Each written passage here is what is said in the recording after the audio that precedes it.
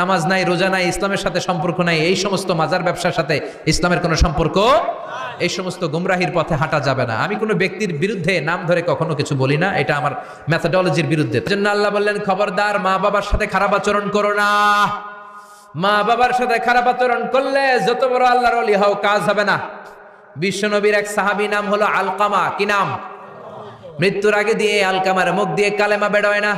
সবাই মিলে আলকামারে বলে, ও আলকামা, কালেমা কালেমা পড়ো। আলকামার সামনে সবাই পড়ে লা ইলাহা ইল্লাল্লাহ, কিন্তু আলকামার মুখ দিয়ে বের হয় না।